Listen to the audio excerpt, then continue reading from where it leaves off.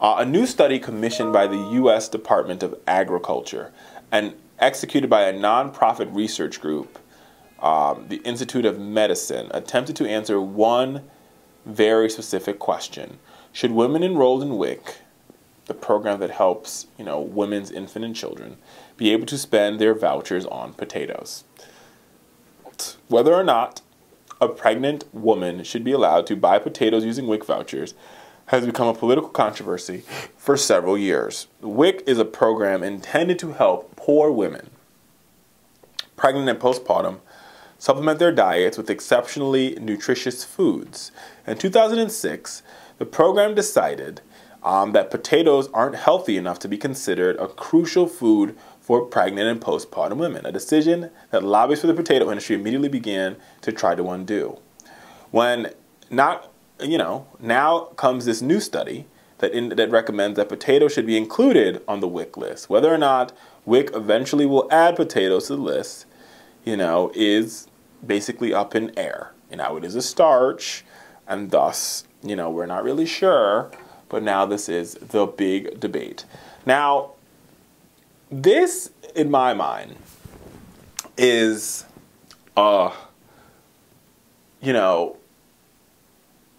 this is the smoke from what is a pending forest fire. Fire, America. Because while we're debating whether or not potatoes should be on WIC, Paul Ryan, John Boehner, Steve Scalise, Mitch McConnell, and then I could name them on and on and on, are trying to find every way possible to make sure they eliminate WIC completely. So while we're over here fighting about, should we include potatoes? Should we not include potatoes? To potate, to not to potate, to bake, to mash, right? To flambe. We have people that are actively trying to destroy WIC as they know it because they believe the government has no business making sure that hungry women eat when they're pregnant, or infants get milk, or children get cheese. These individuals will literally rip the stomach out from babies and be like, we're Christian. That's what America is. And I say to self, I'm pretty sure the Bible says, blessed are the poor, for they will inherit the earth. Feed the poor, tend to the sick, help the women. Common sense. Yet, we live in a world where these individuals think that it's okay. That somehow in their mind, they've justified cutting programs that will help women, infant, and children live. And this goes back to the argument I've made so many times on the Fowler show that really gets me so upset. Every time I drive past an abortion clinic, you see these people out there holding up these signs with like dead fetuses and, singing Christian songs.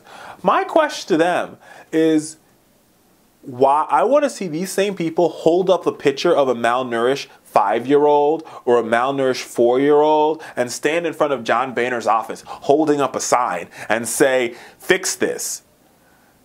But yet they will go in front of an abortion clinic and hold up a sign with the fetus, but they will not stand up for hungry children. This is a big problem for me that I really have not been able to comprehend. Now, one of them can explain it to me. And you know me, I'm one of those people that I'm willing to go down there and talk to them. I will go talk to them and say, why? Why not stand up for, early childhood education? Why not stand up for, food stamps? Why not stand up for WIC? But you're going to stand up so a woman cannot have control over her uterus. It's like the walking hypocrisy. And it's almost, I would almost argue that the Bible speaks specifically about this because they're literally walking hypocrites in my mind, right? Because your job, as you sing your Christian songs out in front of these places, to think about who the Lord really was, right? And what religion stands for. Blessed are the poor, right? So you won't let the poor lady get an abortion, but when she has that baby, let's starve him as fast as we can. Let's make sure he's undernourished. Let's make sure he doesn't have a well-funded, equitable education. Let's make sure he graduates with mountains of student loan debt. Let's make sure he's always in poverty and squalor, and then when he's in poverty and squalor, we'll be the first people to criticize him, and don't let one of our police officers get their hand on their gun, because they'll be the first person to shoot him in the face with no questions asked. There's a serious problem on our hand, America. There's a serious problem with the ideology of these people that I just cannot seem to comprehend. Because a life is a life is a life is a life. I don't care if it's a 50-year-old life or it's a fetus. It is a life. And if you are pro-life when they are in the womb, why are you not pro-life when Michael Brown's dead body is laying in the street in Ferguson? Why are you not pro-life when the police officers choke Eric Garner to death? Why are you not pro-life when the police shoot Tamar Rice in the face for absolutely no reason?